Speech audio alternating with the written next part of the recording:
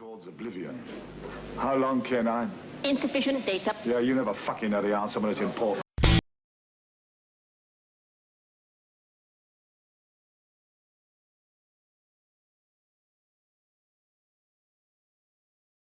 Yeah, I know. Well, that doesn't sound too much, because I was reading the Bible this morning, because I live in the country and I was out of work this morning. And I was actually shocked to discover by chapter 7 that God actually committed genocide. I mean, apart from his pal Noah. He actually wiped out the whole human race. And they haven't closed him down, have they? Yeah, but he created them, you know. It's his job. He can, I create, I destroy, Not Yeah, finishing. trust Muriel to defend God. She's got a real feel for the underdog. You were a monk, though. So you've got it in for God. I have, yes, well, he had it in for me.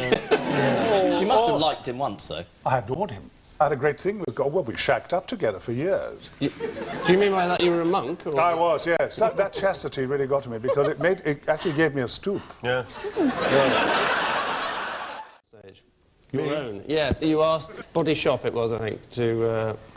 Well, I went into the body shop, also terribly humorless, and said, this boring girl. I said, look, I'm very tired of soap. I've tried Pear's soap and I've tried carbolic soap. I'd really like the smell of new bread. Do you do new bread? She said, no, sir, we don't do new bread. I said, well, surely you can synthesize anything. Well, what about fresh coffee? No, we don't do fresh coffee. Oh, Christ, love. I said, look, I live in the country. Have you got something? I'd like to smell like a bonfire.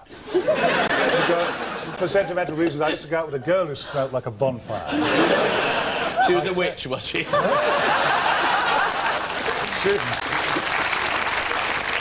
may have been a witch, but of course she was a goer. Geoffrey Robinson is the Paymaster General. Is that how you pronounce his name? Geoffrey Robinson? I've no idea. Geoffrey Robinson, like the jam. Right. Or like the bloke with the big offshore tax fund. The jam's Robertson. Is it Robertson? Oh, I'm terribly confused now. The marmalade's definitely Robertson. Really? I'm almost, yeah. Right. Because they used to have, it used to say, Robertson's thick, chunky marmalade, and there was a penny black stuck over the top. Is that right? I'm not certain the way you looked at me there. Suddenly I lost my confidence. Yes. Well, Vanessa Feltz was offered either frankincense or myrrh, and she went for gold. Do you know the Vanessa Feltz I mean? I know the one... This one. No, that's Geoffrey Robinson.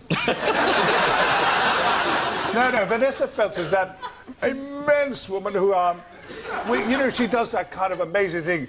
She walks across the room and everyone shrieks and applauds. And you can hear her thighs going...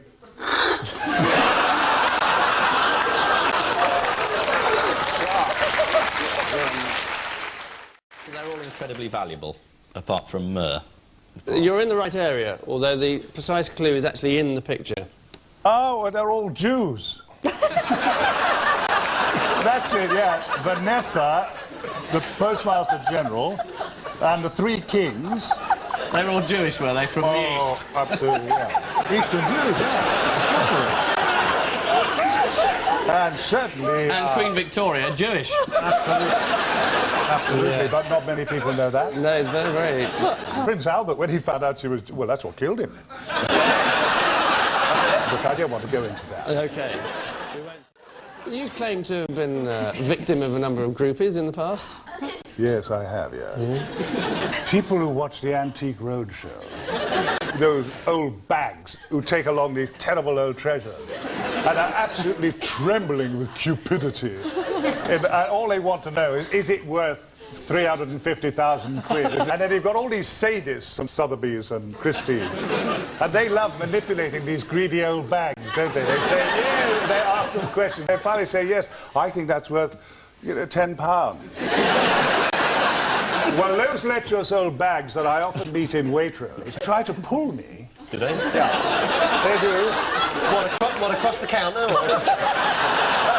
And when I say, are you pulling me, they say, well, Well, yes, I suppose I am. And then I pretend that I get all, of a quiver. I pretend to be frightened. They say I'll be very gentle. Anyway, they find me irresistible. I think the word I'm looking for is anyway. To cut a long story short, I was going into a recording studio and a man said, "Excuse me." I said, "Yes." I was feeling very benevolent. Evidently. He said, "I'll never forgive you for what you did to our grammar schools." And I said, "What?" He said, "I'll never forgive you, and neither will my wife, for what you did to our grammar schools." And suddenly all my benevolence evaporated. I said, "What are you talking about, you daft bugger?" He stood back. He said, "I'm so sorry. I thought for a moment you were Shirley Williams." I couldn't describe myself as a Christian, but I mean, I do read my Bible, but that's because I love, cheap, lurid melodrama. I read the Old Testament, and it really does actually slay me, because we got off to a very bad start, according to the Garden of Eden. I mean, the firstborn man, as you know, was a murderer, killed his brother. Yeah. And I was reading Genesis the other day. Do you know that God was sick of us by chapter 7?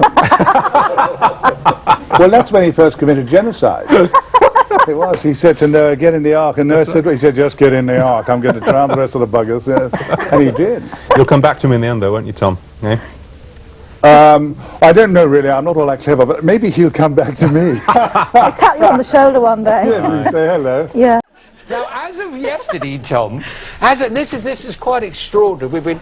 They're lovely, they're harmless, they're lovely.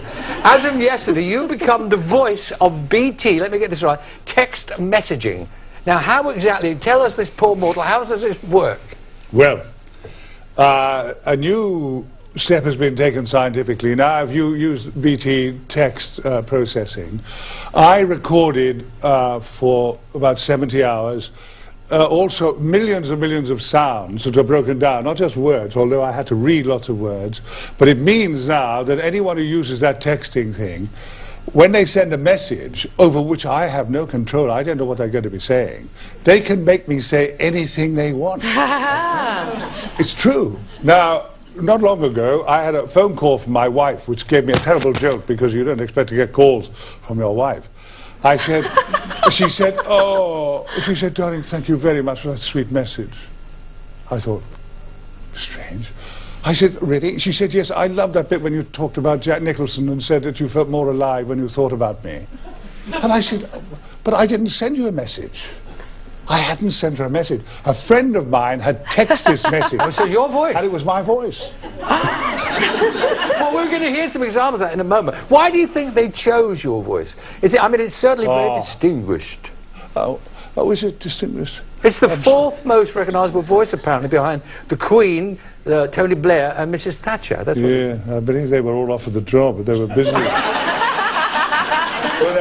I think I was chosen because of Little Britain, wasn't I? Yes. I mean, Little Britain has kind of reinvented me.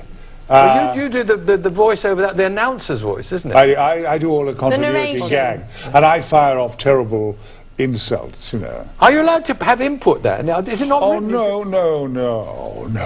Not on it's a family show, really. But I'm allowed, I make the boys laugh. The boys, you see, I'm now employed by the children who watched me when I was Doctor Who.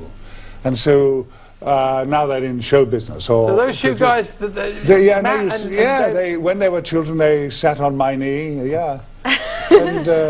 and now they're giving me a job, yes. I don't know how much of this I should believe with Tom. You never know when he's winding you up. How do you send, this new system, because you said 7, God knows how many hours, you've actually recorded almost every word in the English language. Well, no, not every word, every sound. You see, the sound, it's broken down into, phonemes or little fragments, so that they can actually get that spontaneous or pretty spontaneous thing in it. Yes. Like, for example, I was recording thousands and thousands of sentences which didn't make sense but contained sounds. Do you want an example? Yeah, go for it. So I would say, for example, I would have to read, Molly was complaining to her sister because she's just discovered that her lover has a wooden leg. And as he's 6'3", this makes him rather rigid in bed.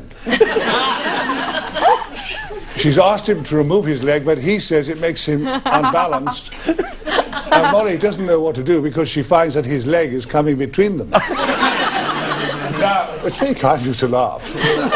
These guys was a very serious thing. You have to send that and word it. I have to say that, but that contains, you see, 87 small sounds. That they can break down and make into different sentences. What about when people do kiss at the end of the sentence? Well, I was doing a lot. Well, I did sobbing, sighing, whimpering, and squealing. Yeah, yeah. So for no extra charge.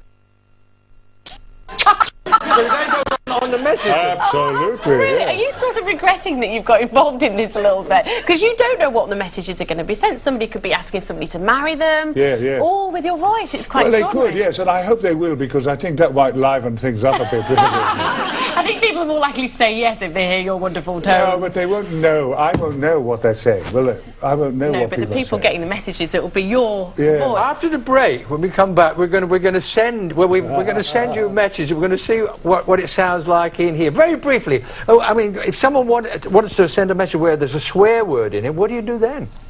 They can make them. They can say anything, because the sounds are there. I didn't say swear words. But I didn't sounds say are there. words like Fred. Oh, Yeah. God.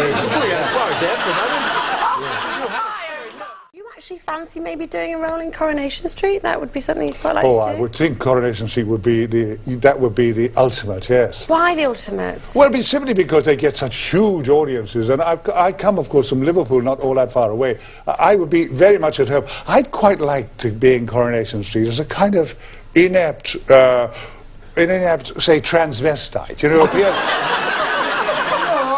You've got me thinking about another role you say you would love to be in. You'd like to be in The Last of the Summer Wine. Why? Oh. That's yours?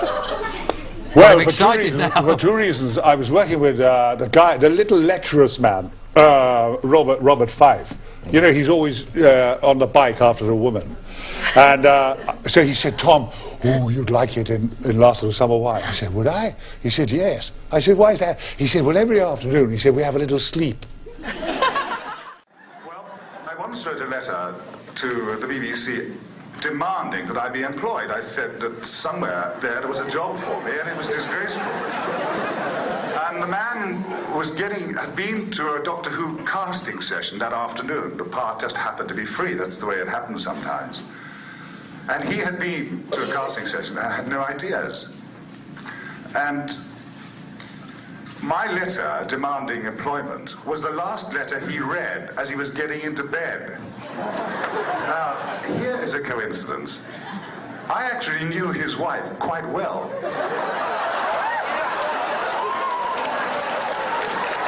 But please. I don't mean in the biblical sense. I was acquainted with his wife. I mean, we had sometimes held hands in various canteens. Actors are rather extravagant about those sort of things. And he was getting into bed, and he conscientiously read his last letter with a terrifying sigh, she said. And said, oh, bloody Tom Baker demanding employment. And she said, oh, really? I thought he was doing rather grand things. He said, no. He says, here, we've got to give him a... He said, you know, I've just come from a casting session this afternoon for Doctor Who. Which Mary Webster, that was his wife's name, said, ring him up now, Bill. And at 11 o'clock, I'm lying on my mattress on the floor, being rather self-consciously bohemian. And feeling tragically sorry for myself, which sometimes can be rather a pleasant sensation. And the phone went, and it said, Bill Slater here, BBC, come and see me tomorrow. And then my life took another change. That's how it happened. I can scarcely believe it myself. And that's the truth. Just imagine if I wanted to elaborate on it.